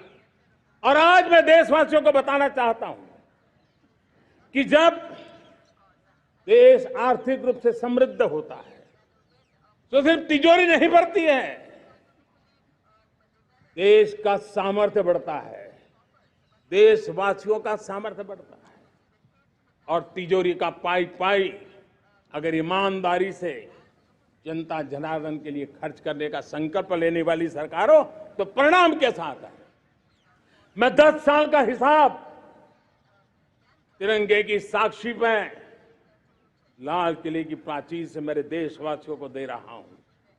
आंकड़े देख करके आपको लगेगा इतना बड़ा बदलाव, इतना बड़ा सामर्थ्य। 10 साल पहले राज्यों को 30 लाख करोड़ रुपए भारत सरकार की तरफ से जाते थे। पिछले 9 साल में यह आंकड़ा 100 लाख करोड़ पर पहुंचा है। पहले स्थानीय निकाय के विकास के लिए भारत सरकार के खजाने से 70,000 करोड़ रुपया जाता था, आज वो 3 लाख करोड़ से भी ज्यादा जा रहा है। पहले गरीबों के घर बनाने के लिए 90,000 करोड़ रुपया खर्च होता था, आज वो 4 गुना होकर के 4 लाख करोड़ से भी ज्यादा खर्च गरीबों के घर बनाने के लिए हो रहा है। पहले गरीबों को यूरिया सस्ता मिले, जो यूरिया की बैग दुनिया के कुछ बाजारों में 3,000 में बिकती है, वो यूरिया की बैग मेरे किसानों को 300 में मिले। और इसलिए देश की सरकार 10 लाख करोड़ रुपया मेरे किसानों की यूरिया में सब्सिडी दे रहा है। मुद्रा योजना 20 लाख करोड़ रुपए, उससे भी ज्यादा मेरे देश के नौजवानों को स्वरोजगार के लिए, अपने व्यवसाय के लिए, अपने कारोबार के लिए दिए हैं। 8 करोड़ लोगों ने नया कारोबार शुरू किया है। और 8 करोड़ लोगों ने कारोबार शुरू किया है तो नहीं, हर कारोबारी ने एक या दो लोगों को रोजगार दिया है। 8 से 10 करोड़ नए लोगों को रोजगार देने का सामर्थ्य ये मुद्रा योजना से लाभ लेने वाले 8 करोड़ नागरिकों का रहा है। एमएसएमई को करीब 3.5 लाख करोड़ रुपए की मदद से कोरोना के संकट में भी उनको डूबने नहीं दिया, मरने नहीं दिया, उनको एक ताकत दी है। 1 रैंक 1 पेंशन मेरे देश के सेना के जवानों का एक सम्मान का विषय था। 70,000 करोड़ रुपया भारत की तिजोरी से आज पहुंचा है, मेरे निवृत्त सेना के नायकों के जेब में, उनके परिवार में पहुंचा है। सभी कैटेगरी में, मैंने तो कुछ ही गिनाए, मैं ज्यादा समय लेना नहीं चाहता। हर कैटेगरी में पहले की तुलना में अनेक गुना धन देश के विकास के लिए, कोने कोने में रोजगार पैदा करने के लिए, पाई पाई का उपयोग भारत का भाग्य बदलने के लिए हो, और इसलिए हमने काम किया है। और मेरे प्यारे प्रियजनों, इतना ही नहीं, हमने इन सारे प्रयासों का परिणाम है कि आज 5 साल के मेरे कार्यकाल में 5 साल के कार्यकाल में 5 साल में 13.5 करोड़ मेरे गरीब भाई बहन गरीबी की जंजीरों को तोड़ करके न्यू मिडिल क्लास के रूप में बाहर आए हैं। जीवन का इससे बड़ा कोई संतोष नहीं होता। मेरे प्यारे प्रिय परिवारजनों, और जब 13.5 करोड़ लोग गरीबी की इस मुसीबतों से बाहर निकलते हैं तो कैसी कैसी योजनाएं उनको मदद दी है। उनको आवास योजना का लाभ मिलना, पीएम स्वनिधि से 50,000 करोड़ रुपया रेहड़ी पटरी वालों तक पहुंचाया है। आने वाले दिनों में आने वाली विश्वकर्मा जयंती पर एक कार्यक्रम हम लागू करेंगे। इस विश्वकर्मा जयंती पर हम करीब 13-15 हजार करोड़ रुपया से जो परंपरागत कौशल्य से रहने वाले लोग, जो औजार से और अपने हाथ से काम करने वाला वर्ग है, ज्यादातर ओबीसी समुदाय से, हमारे सुथार हो, हमारे सोनार हो, हमारे राजमिस्त्री हो, हमारे कपड़े धोने वाले काम करने वाले लोग हो, हमारे बाल काटने वाले भाई बहन परिवार हो, ऐसे लोगों को एक नई ताकत देने के लिए हम आने वाले महीने में विश्वकर्मा जयंती पर विश्वकर्मा योजना लॉन्च करेंगे और करीब 13-15 हजार करोड़ से उसका प्रारंभ करेंगे। हमने पीएम किसान सम्मान निधि में 2.5 लाख करोड़ रुपया सीधा मेरे देश के किसानों के खाते में जमा किया है। हमने जल जीवन मिशन हर घर में शुद्ध पानी पहुंचे 2 लाख करोड़ रुपया खर्च किया है। हमने आयुष्मान भारत योजना, ताकि गरीब को बीमारी के कारण अस्पताल जाने से जो मुसीबत होती थी उसको मुक्ति दिलाना, उसको दवाई मिले, उसका उपचार हो, ऑपरेशन हो, अच्छे से अच्छी हॉस्पिटल में हो। आयुष्मान भारत योजना के तहत 70,000 करोड़ रुपए हमने लगाए हैं। पशुधन, देश ने कोरोना वैक्सीन की बात तो देश को याद है, 40,000 करोड़ रुपए लगाए, वो तो याद है। लेकिन आपको जानकर के खुशी होगी, हमने पशुधन को बचाने के लिए करीब 15,000 करोड़ रुपया पशुधन के टीकाकरण के लिए लगाया है। मेरे प्यारे देशवासियों, मेरे प्यारे परिवारजनों, जन औषधि केंद्रों ने देश के सीनियर सिटीजन्स को, देश के मध्यम वर्गीय परिवार को एक नई ताकत दी है। जिस संयुक्त परिवार में अगर किसी को एक डायबिटीज जैसा हो जाए 2-3 हजार रुपया दवाई का बिल स्वाभाविक हो जाता है। हमने जन औषधि केंद्र से जो दवाई बाजार में 100 रुपए में मिलती है वो 10 रुपया, 15 रुपया, 20 रुपए में दी। और आज देश में 1000 जन औषधि केंद्रों से मेरे इन बीमारी में जिनको दवाई की जरूरत थी, ऐसे लोगों के करीब 20,000 करोड़ रुपया उनके जेब में बचा है। और ये ज्यादातर मध्यम वर्ग के परिवार के लोग हैं। लेकिन आज उसकी सफलता को देखते हुए मैं देशवासियों को कहना चाहता हूं, जैसे हम एक विश्वकर्मा योजना लेकर के समाज के उस वर्ग को छूने वाले हैं, अब देश में 10,000 जन औषधि केंद्र से हम 25,000 जन औषधि केंद्र का लक्ष्य लेकर के आने वाले दिनों में काम करने वाले हैं। मेरे प्यारे परिवारजनों, जब देश में गरीबी कम होती है तो देश की मध्यम वर्ग की ताकत बहुत बढ़ती है। और अगर दुनिया में, और मैं आपको विश्वास दिलाता हूं, आने वाले 5 साल में मोदी का गारंटी है, देश पहले 3 वैश्विक इकोनॉमी में अपना जगह ले लेगा। ये पक्का जगह ले लेगा। आज जो 13.5 करोड़ गरीबी से बाहर आए हुए लोग हैं, वो एक प्रकार से मध्यम वर्ग की ताकत बन जाते हैं। जब गरीब की खरीद शक्ति बढ़ती है तो मध्यम वर्ग की व्यापार शक्ति बढ़ती है। जब गांव की खरीद शक्ति बढ़ती है तब कस्बे और शहर की आर्थिक व्यवस्था और तेज गति से दौड़ती है। और यही इंटरकनेक्टेड हमारा अर्थ चक्र होता है। हम उसको बल देकर के आगे चलना चाहते हैं। मेरे प्यारे परिवारजनों, शहर के अंदर जो कमजोर लोग रहते हैं, बिना घर को मुसीबत रहती है, मध्यम वर्ग के परिवार अपना खुद का घर का सपना देख रहे हैं, हम उसके लिए भी आने वाले कुछ सालों के लिए एक योजना लेकर के आ रहे हैं, और जिसमें ऐसे मेरे परिवारजन जो शहरों में अपना घर शहरों में रहते हैं लेकिन किराए के मकान पे रहते हैं, झुग्गी झोपड़ी में रहते हैं, चाल में रहते हैं, अनऑथराइज्ड कॉलोनीज में रहते हैं, ऐसे मेरे परिवारजन अगर अपना मकान बनाना चाहते हैं तो बैंक से जो लोन मिलेगा उसके ब्याज के अंदर राहत देकर के लाखों रुपयों की मदद करने का हमने निर्णय किया है। मेरे मध्यम वर्ग के परिवार को जब 2 लाख से 7 लाख इनकम टैक्स की सीमा बढ़ जाती है तो सबसे बड़ा लाभ सैलरी क्लास को होता है, मेरे मध्यम वर्ग को होता है।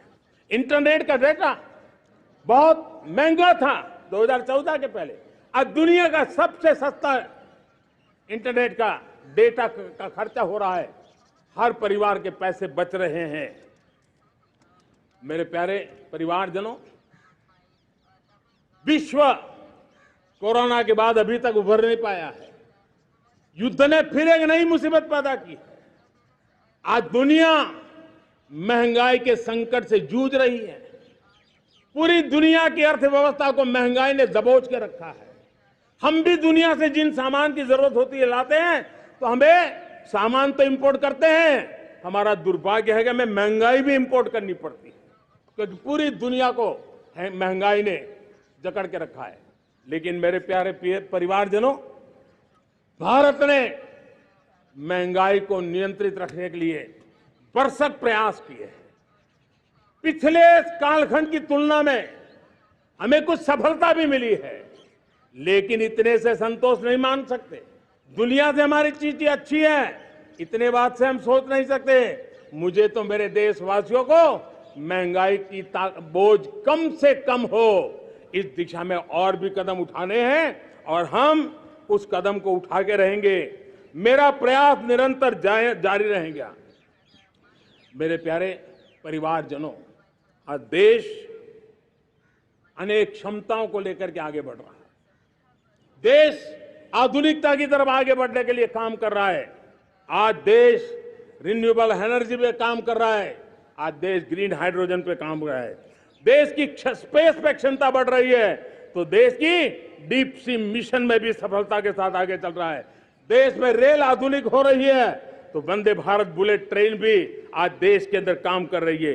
गांव गांव पक्की सड़कें बन रही है, तो इलेक्ट्रिक बसें, मेट्रो की रचना भी आज देश में हो रहे हैं। आज गांव गांव तक इंटरनेट पहुंच रहा है, तो क्वांटम कंप्यूटर के लिए भी देश तय कर रहता है। नैनो यूरिया, नैनो डीएपी, उस पर काम हो रहा है, तो दूसरी तरफ जैविक खेती पर भी हम बल दे रहे हैं। आज किसान उत्पादक संघ एफपीओ का निर्माण हो रहा है, तो हम सेमीकंडक्टर का भी निर्माण करने के लिए चाह रहे हैं। हम दिव्यांग जनों के लिए एक सुगम भारत के निर्माण के लिए काम करते हैं, तो हम पैरालंपिक में भी हिंदुस्तान का तिरंगा झंडा गाड़ने के लिए मेरे दिव्यांग जनों को सामर्थ्यवान बना रहे हैं। हम खिलाड़ियों को स्पेशल ट्रेनिंग दे रहे हैं।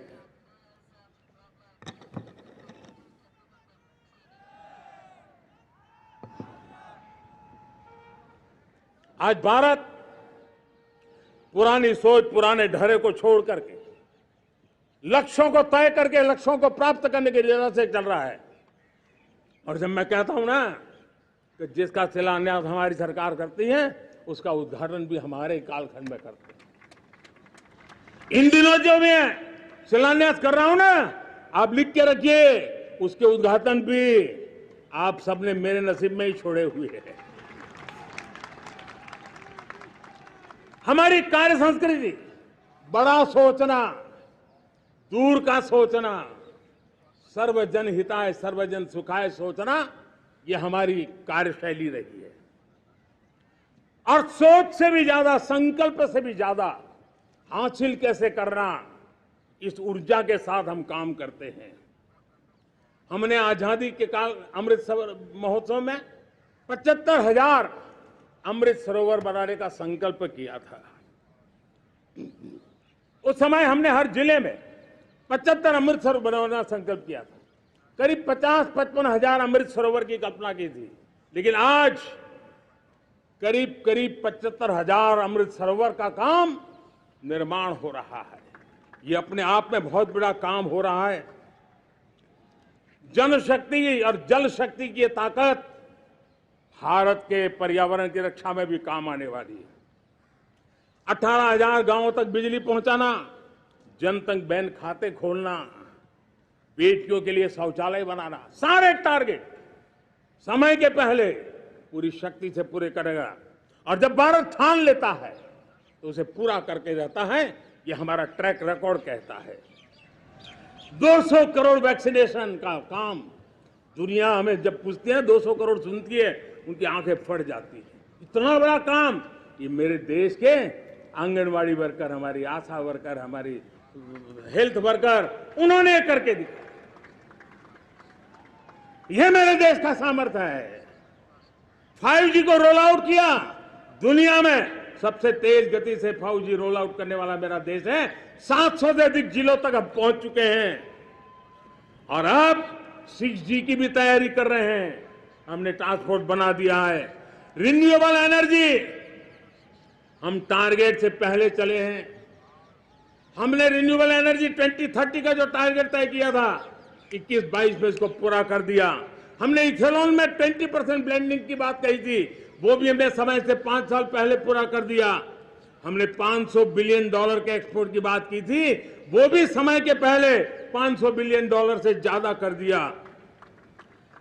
हमने तय किया, जो हमारे देश में 25 साल से चर्चा हो रही थी कि देश में नई संसद बने, पार्लियामेंट का कोई सत्र ऐसा नहीं था नई संसद के। ये मोदी है, समय के पहले नई संसद बना करके रख दिया। मेरे प्यारे भाई बहनों, ये काम करने वाली सरकार है, निर्धारित लक्ष्यों को पार करने वाली सरकार है। ये नया भारत है, ये आत्मविश्वास से भरा हुआ भारत है। ये संकल्पों को चरितार्थ करने के लिए जी जान से जुटा हुआ भारत है। और इसलिए ये भारत न रुकता है, ये भारत न थकता है, ये भारत न हाँफता है और न ही ये भारत हारता है। और इसलिए मेरे प्यारे परिवारजनों, आर्थिक शक्ति बढ़ी है तो हमारी सामरिक शक्ति को भी एक नई ताकत मिली है। हमारी सीमाएं पहले से अधिक सुरक्षित हुई है और मेरे सीमा पर बैठे हुए मेरे जवान जो देश की सीमाओं की रक्षा कर रहे हैं और मेरे देश की आंतरिक सुरक्षा के संभालने वाले यूनिफॉर्म फोर्सेस, मैं आजादी के इस पावन पर्व पर उनको भी अनेक अनेक बधाई देते हुए मेरी बात को आगे बढ़ाता हूं। सेना का अधिकरण हो, हमारी सेना युवा बने, हमारी सेना बैटल के लिए रेडी, युद्ध योग्य बने, इसलिए निरंतर रिफॉर्म का काम आज हमारी सेना में हो रहा है। मेरे प्यारे परिवारजनों, आए दिन हम लोग सुना करते थे, यहां बम धमाका हुआ, वहां बम धमाका हुआ, हर जगह पे लिखा हुआ रहता था कि इस बैग को मत छूना, अनाउंसमेंट होते रहते थे। आज देश सुरक्षा की अनुभूति कर रहा है और जब सुरक्षा होती है, शांति होती है, तो प्रगति के नए अरमान हम पूरे कर सकते हैं। उसको लिए सीरियल बम धमाके का जमाना बीती हुई बात हो गई है। निर्दोषों के जो मौत होते थे वो बीते हुए कल की बात हो गई है। आज देश में आतंकी हमलों में भारी कमी आई है। नक्सल प्रभावित क्षेत्रों में भी बहुत बड़ा बदलाव आया है, बहुत बड़ा परिवर्तन का एक वातावरण बना है। मेरे प्यारे परिवारजनों, प्रगति के हर चीज में, लेकिन जब 2047 हम एक विकसित भारत का सपना लेकर के चल रहे हैं तब, और वो सपना नहीं, 140 करोड़ देशवासियों का संकल्प है। और उस संकल्प को सिद्ध करने के लिए परिश्रम की पराकाष्ठा भी है। और उसकी सबसे बड़ी ताकत होती है वो राष्ट्रीय चरित्र होता है। दुनिया में जिन जिन देशों ने प्रगति की है, दुनिया में जो जो देश संकटों से वो पार करके निकले हैं, उसमें हर चीज के साथ साथ एक महत्वपूर्ण कैटलिक एजेंट रहा है, वो राष्ट्रीय चरित्र रहा है। और हमें राष्ट्रीय चरित्र के लिए और बल देते हुए हमें आगे बढ़ना होगा। हमारा देश, हमारा राष्ट्रीय चरित्र ओजस्वी हो, तेजस्वी हो, पुरुषार्थी हो, पराक्रमी हो, प्रखर हो, ये हम सबका सामूहिक दायित्व है। और आने वाले 25 साल हम एक ही मंत्र को लेकर चले, ये हमारे राष्ट्रीय चरित्र के सिरमौर होना चाहिए। एकता का संदेश, भारत की एकता को जीना, भारत की एकता को आंच आए, न ऐसी मेरी भाषा होगी, न ऐसा मेरा कोई कदम होगा। हर पल देश को जोड़ने का प्रयास मेरी तरफ से भी होता रहेगा। भारत की एकता हमें सामर्थ्य देती है। उत्तर हो, दक्षिण हो, पूर्व हो, पश्चिम हो, गांव हो, शहर हो, पुरुष हो, नारी हो, हम सब ने एकता के भाव के साथ और विविधता भरे देश में एकता का सामर्थ्य होता है। और दूसरी महत्व की बात मैं देख रहा हूं, अगर 2047 में हमें हमारे देश को विकसित भारत के रूप में देखना है तो हमें श्रेष्ठ भारत के मंत्र को जीना होगा, हमें चरितार्थ करना होगा। अब हमारे प्रोडक्शन में, मैंने 2014 में कहा था जीरो डिफेक्ट, जीरो इफेक्ट। दुनिया के किसी भी टेबल पर मेक इन इंडिया चीज हो तो दुनिया को विश्वास होना चाहिए, इससे बेहतर दुनिया में कुछ नहीं हो सकता है। ये अल्टीमेट होगा। हमारी हर चीज, हमारी सर्विसेज होगी तो श्रेष्ठ होगी, हमारे शब्द की ताकत होगी तो श्रेष्ठ होगी, हमारी संस्थाएं होगी तो श्रेष्ठ होगी, हमारी निर्णय प्रक्रियाएं होगी तो श्रेष्ठ होगी। ये श्रेष्ठता का भाव लेकर के हमें चलना होगा। तीसरी बात है, देश में आगे बढ़ाने के लिए एक अतिरिक्त शक्ति का सामर्थ्य भारत को आगे ले जाने वाला है, और वो है विमेन लेड डेवलपमेंट। आज भारत गर्व से कह सकता है कि दुनिया में नागरिक उड्डयन में अगर किसी एक देश में सबसे ज्यादा विमेन पायलट हैं तो मेरे देश में है। आज चंद्रयान की गति हो, मून मिशन की बात हो, मेरी विमेन साइंटिस्ट उसका नेतृत्व कर रहे हैं। आज विमेन सेल्फ हेल्प ग्रुप हो, मेरी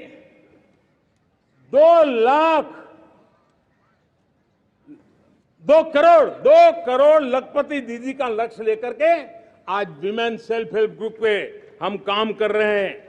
हम हमारी नारी शक्ति के सामर्थ्य को बढ़ावा देते हुए विमेन लेड डेवलपमेंट के, और जब G20 में मैंने विमेन लेड डेवलपमेंट के विषय को आगे बढ़ाया है तो पूरा G20 समूह इसके महत्व को स्वीकार कर रहा है, और उसके महत्व को स्वीकार कर करके वो उसको बहुत बल दे रहे हैं। उसी प्रकार से भारत विविधताओं से भरा देश है। असंतुलित विकास के हम शिकार रहे हैं। मेरा पराया का के कारण हमारे देश के कुछ हिस्से उसके शिकार रहे हैं। अब हमें रीजनल एस्पिरेशंस को, संतुलित विकास को बल देना है, और रीजनल एस्पिरेशंस को लेकर के उस भावना को हमें सम्मान देते हुए, जैसे हमारी भारत मां का कोई, हमारा शरीर का कोई अंग अगर अविकसित रहे तो हमारा शरीर विकसित नहीं माना जाएगा। हमारा शरीर का कोई अंग दुर्बल रहे तो हमारा शरीर स्वस्थ नहीं माना जाएगा। वैसे ही मेरी भारत माता, उसका कोई एक भूभाग भी, समाज का कोई तबका भी अगर दुर्बल रहे तो मेरी भारत माता समर्थ है, स्वस्थ है, ऐसा बैठ करके हम नहीं बैठ सकते। और इसलिए रीजनल एस्पिरेशंस को हमने एड्रेस करने की आवश्यकता है, और इसलिए हम समाज का सर्वांगीण विकास हो, सर्वस्पर्शी विकास हो, भूभाग के हर क्षेत्र को उसकी अपनी ताकत को खिलने का अवसर मिले, उस दिशा में आगे बढ़ना चाहते हैं। मेरे प्यारे परिवारजनों, भारत एक मदर ऑफ डेमोक्रेसी है। भारत मॉडल ऑफ डाइवर्सिटी भी है। भाषाएं अनेक हैं, बोलियां अनेक हैं, परिधान अनेक हैं, विविधताएं बहुत है। हमने उन सारे को आधार पर आगे बढ़ना है। मेरे प्यारे परिवारजनों, देश के जब मैं एकता की बात करता हूं, तब अगर घटना मणिपुर में होती है तो पीड़ा महाराष्ट्र में होती है। अगर बाढ़ आसाम में आती है तो बेचैन केरला हो जाता है। हिंदुस्तान के किसी भी हिस्से में कुछ भी हो, हम एक अंगांगी भाव की अनुभूति करते हैं। मेरे देश की बेटियों पर जुल्म न हो, यह हमारा सामाजिक भी दायित्व है, यह हमारा पारिवारिक दायित्व भी है, और ये देश के नाते हम सबका दायित्व है। आज जब अफगानिस्तान से गुरु ग्रंथ साहब के स्वरूप को लाते हैं तो पूरा देश गौरव की अनुभूति करता है। जब आज दुनिया के किसी देश में कोविड के काल में मेरा कोई सिख भाई लंगर लगाता है, भूखों को खिलाता है और दुनिया में वाहवाही होती है, तो हिंदुस्तान का सीना चौड़ा हो जाता है।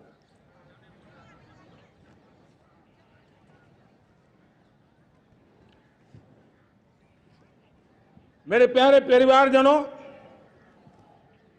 हमारे लिए जब नारी सम्मान की बात करते हैं, मुझे अभी एक देश में दौरा कर रहा था, तो वहां एक बहुत ही सीनियर मिनिस्टर, उसने मुझे एक सवाल पूछा। उसने कहा, आपके यहां बेटियां साइंस और इंजीनियरिंग के विषयों की पढ़ाई करती हैं क्या? उसमें क्या था, मैंने उनको कहा, आज मेरे देश में लड़कों से ज्यादा बेटियां आज स्टेम यानी साइंस, टेक्नोलॉजी, इंजीनियरिंग और मैथ्स, अधिकतम भाग मेरी बेटियां ले रही है। तो उनके लिए अचरज था।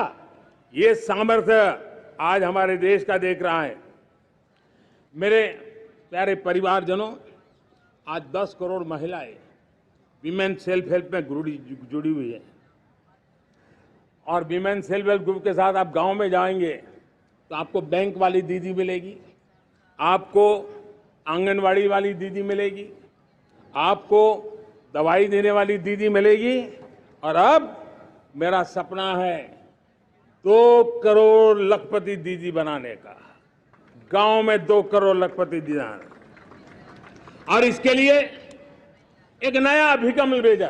साइंस और टेक्नोलॉजी, हमारे गांव की महिलाओं का भी सामर्थ्य देखता हूं मैं, और इसलिए हम एक नई योजना सोच रहे हैं कि हमारे एग्रीकल्चर सेक्टर में टेक्नोलॉजी आए, एग्री टेक को बल मिले। इसलिए विमेन सेल्फ हेल्प ग्रुप की बहनों को हम ट्रेनिंग देंगे, ड्रोन चलाने की, ड्रोन रिपेयरिंग की हम ट्रेनिंग देंगे, और हजारों ऐसे विमेन सेल्फ हेल्प ग्रुप को भारत सरकार ड्रोन देगी, ट्रेनिंग देगी, और हमारे एग्रीकल्चर के काम में ड्रोन की सेवाएं उपलब्ध हो। इसके लिए हम शुरुआत करेंगे। प्रारंभ हम 15,000 विमेन सेल्फ हेल्प ग्रुप के द्वारा ये ड्रोन की उड़ान का हम आरंभ कर रहे हैं। मुझे विश्वास है कि इसके कारण हमारे परिवारजनों का, मेरे प्यारे परिवारजनों, आज देश आधुनिकता की तरफ बढ़ रहा है। हाईवे हो, रेलवे हो, एयरवे हो, आईवेज हो, इंफॉर्मेशन वेज, वाटरवेज हो, कोई क्षेत्र ऐसा नहीं है जिस क्षेत्र को आगे बढ़ाने की दिशा में आज देश काम न करता हो। पिछले 9 वर्ष में तटीय क्षेत्रों में हमने, आदिवासी क्षेत्र में, हमारे पहाड़ी क्षेत्र में विकास को बहुत बढ़ दिया है। हमने पर्वतमाला, भारतमाला ऐसी योजनाओं के द्वारा समाज के उस वर्ग को हमने बल दिया है। हमने गैस की पाइपलाइन से हमारे पूर्वी भारत को जोड़ने का काम किया है। हमने अस्पतालों की संख्या बढ़ाई है। हमने डॉक्टर की सीटें बढ़ाई है ताकि हमारे बच्चे डॉक्टर बनने का सपना पूरा कर सके। हमने मातृभाषा में पढ़ाने पर बल दिया है। अब मातृभाषा में वो पढ़ाई कर सके उस दिशा में। और मैं भारत के सुप्रीम कोर्ट का भी धन्यवाद करता हूं कि भारत की सुप्रीम कोर्ट ने कहा है कि आप जो जजमेंट देंगे उसका जो ऑपरेटिव पार्ट होगा वो जो अदालत में आया है उसकी भाषा में उसको उपलब्ध होगा। मातृभाषा का महात्म्य आज बढ़ रहा है। मेरे प्यारे भाई परिवारजनों, आज तक हमारे देश के जो बॉर्डर विलेज हैं, हमने वाइब्रेंट बॉर्डर विलेज का एक कार्यक्रम शुरू किया है। और वाइब्रेंट बॉर्डर विलेज अब तक इसके लिए कहा जाता था देश के आखिरी गांव। हमने उस पूरी सोच को बदला है। वो देश का आखिरी गांव नहीं है। सीमा पर जो नजर आ रहा है वो मेरे देश का पहला गांव है। अगर सूरज उगता है पूरब में तो उस तरफ के गांव में पहली सूरज की किरण आती है।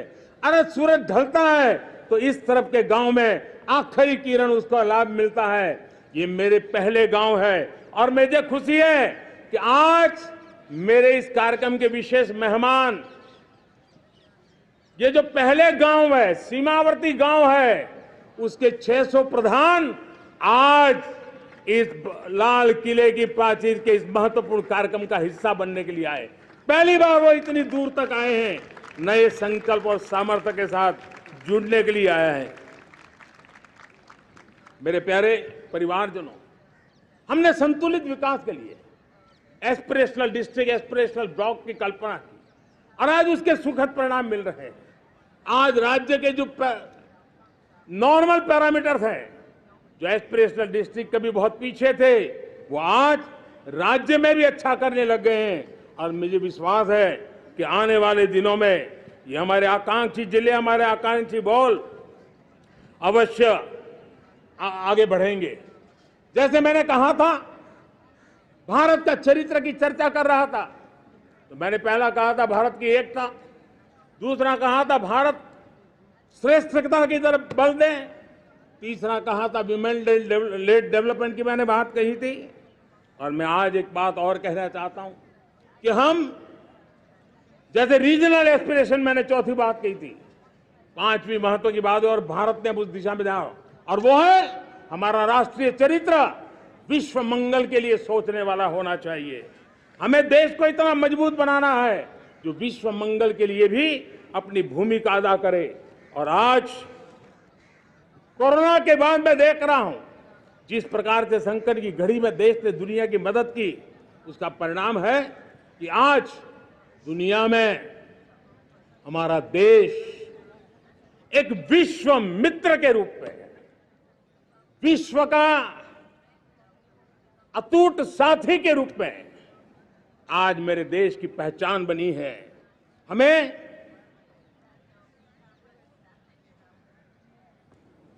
जब विश्व मंगल की बात करते हैं तब भारत का मूलभूत विचार है, उस विचार को हम आगे बढ़ाने लोग हैं। और मुझे खुशी है कि आज अमेरिकी संसद के भी कई चुने हुए गणमान्य प्रतिनिधि भी आज हमारे 15 अगस्त के इस अवसर में हमारे बीच में मौजूद है। भारत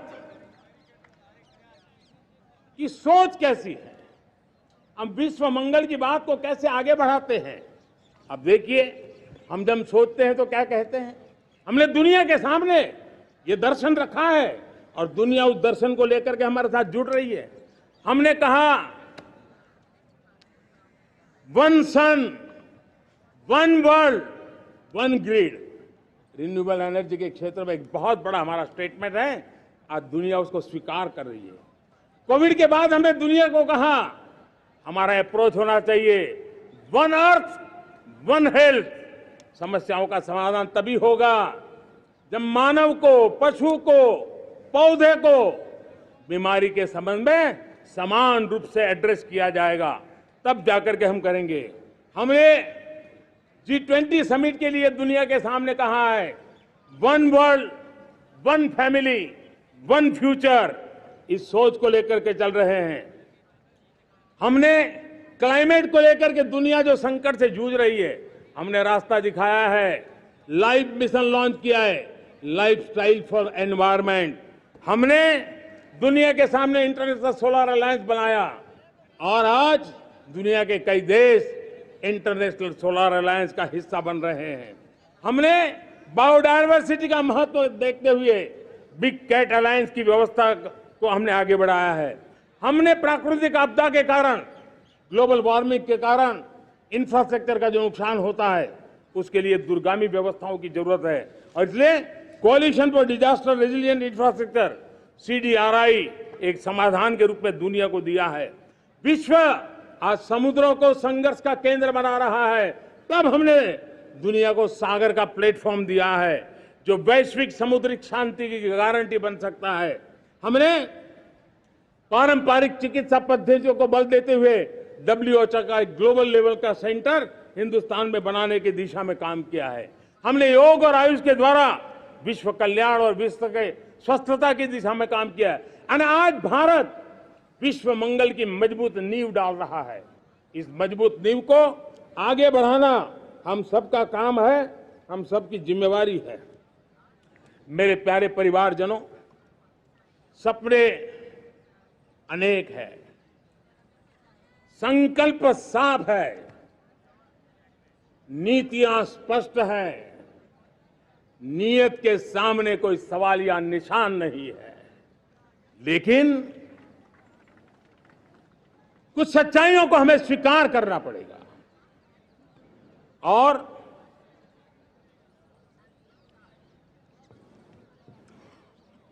उसके समाधान के लिए मेरे प्रिय परिवारजनों, मैं आज लाल किले से आपकी मदद मांगने आया हूं। मैं लाल किले से आपके आशीर्वाद मांगने आया हूं, क्योंकि पिछले सालों मैंने देश को जो समझा है, देश की आवश्यकताओं को जो मैंने परखा है और अनुभव के आधार पर मैं कह रहा हूं कि आज गंभीरतापूर्वक उन चीजों को हमें लेना होगा। आजादी के अमृतकाल में 2047 में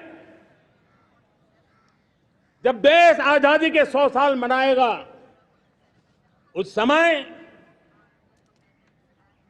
दुनिया में भारत का तिरंगा झंडा विकसित भारत का तिरंगा झंडा होना चाहिए।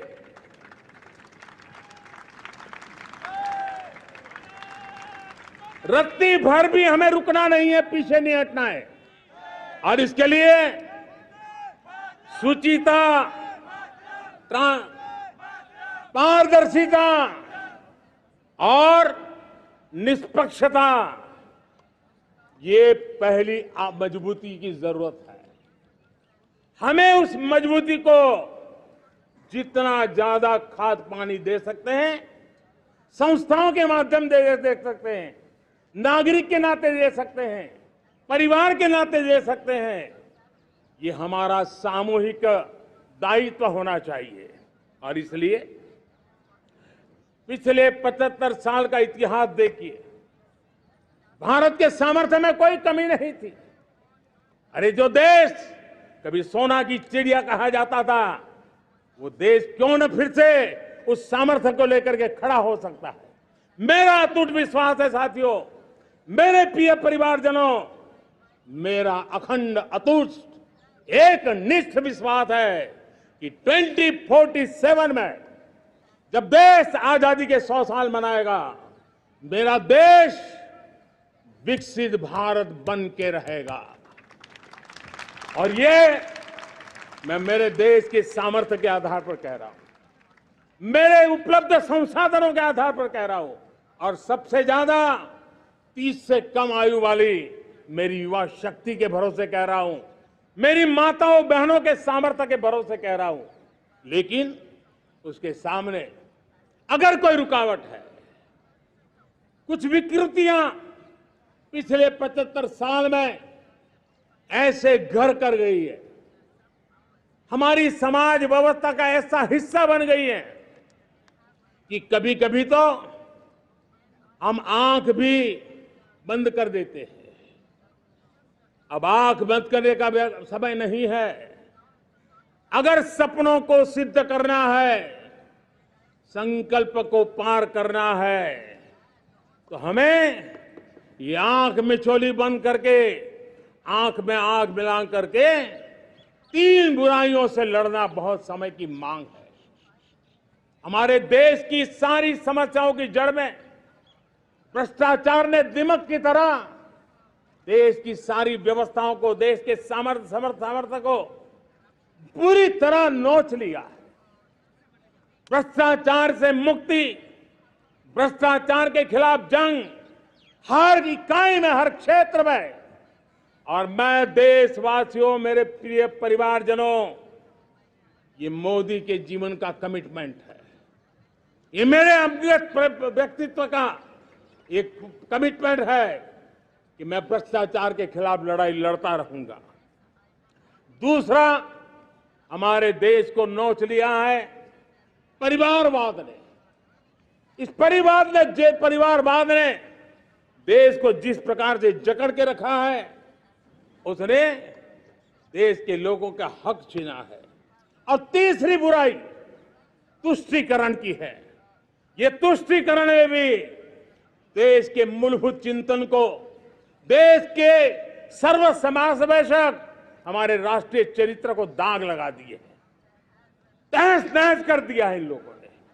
और इसलिए मेरे प्यारे देशवासियों, इसलिए मेरे प्यारे परिवारजनों, हमें इन तीन बुराइयों के खिलाफ पूरे सामर्थ्य के साथ लड़ना है।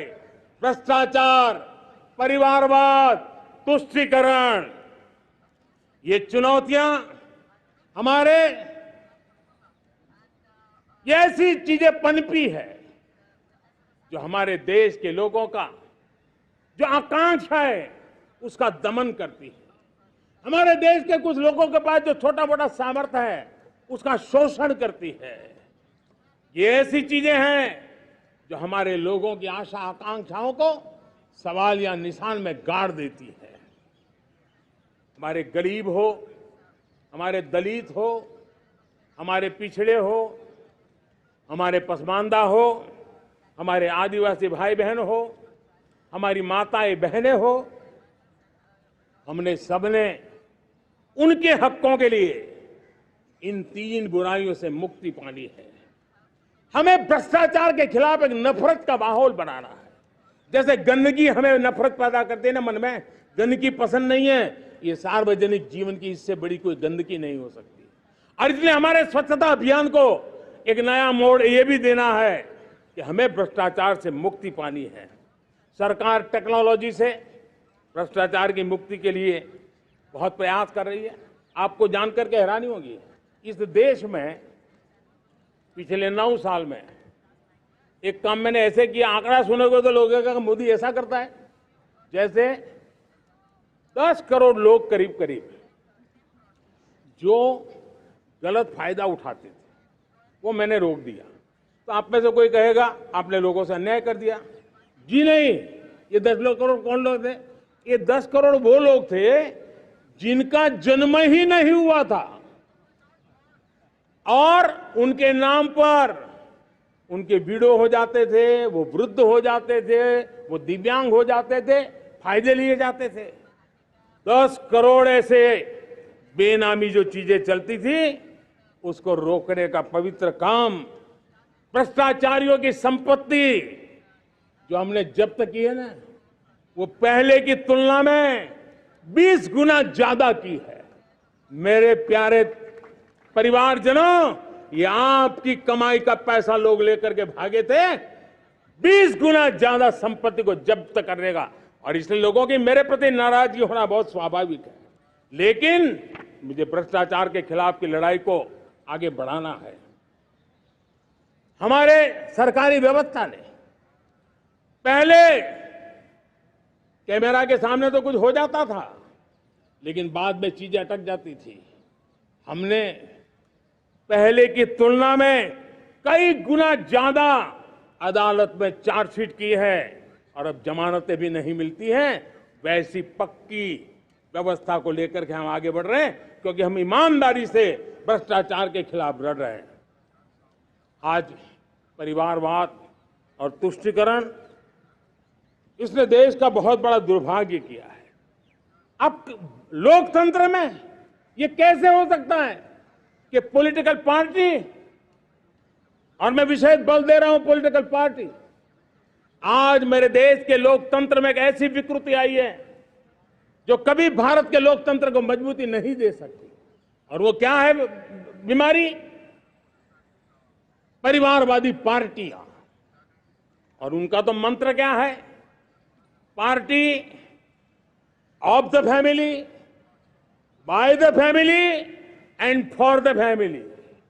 इनका तो जीवन मंत्र यही है कि उनकी पॉलिटिकल पार्टी, उनका राजनीतिक दल परिवार का, परिवार के द्वारा और परिवार के लिए, परिवारवाद और भाई भतीजावाद प्रतिभाओं के दुश्मन होते हैं, योग्यता को नकारते हैं, सामर्थ्य को स्वीकार नहीं करते हैं। और इसलिए परिवारवाद इस देश के लोकतंत्र की मजबूती के लिए उसकी मुक्ति जरूरी है। सर्वजन हिताय सर्वजन सुखाय, हर किसी को हक मिले इसलिए, और सामाजिक न्याय के लिए भी ये बहुत। उसी प्रकार से तुष्टीकरण ने सामाजिक न्याय का सबसे बड़ा नुकसान किया। अगर सामाजिक न्याय को तबाह किसने किया है तो ये तुष्टीकरण की सोच, तुष्टीकरण की राजनीति, तुष्टीकरण का सरकारी योजनाओं का तरीका, इसने सामाजिक न्याय को मौत के घाट उतार दिया है। और इसलिए हमें तुष्टीकरण, भ्रष्टाचार, ये विकास का सबसे बड़ा दुश्मन है। अगर देश विकास चाहता है, देश 2047 विकसित भारत का सपना का साकार करना चाहता है, तो हमारे लिए आवश्यक है कि हम किसी भी हालत में देश में भ्रष्टाचार को सहन नहीं करेंगे। इस मूड को लेकर के चलना चाहिए। मेरे प्यारे परिवारजनों, हम सबका एक बहुत बड़ा महत्वपूर्ण दायित्व है। आपने जिस प्रकार से जिंदगी जी है, हमारे आने वाली पीढ़ी को ऐसी जिंदगी जीने के लिए मजबूर करना, यह हमारा गुनाह है, यह हमारा दायित्व है।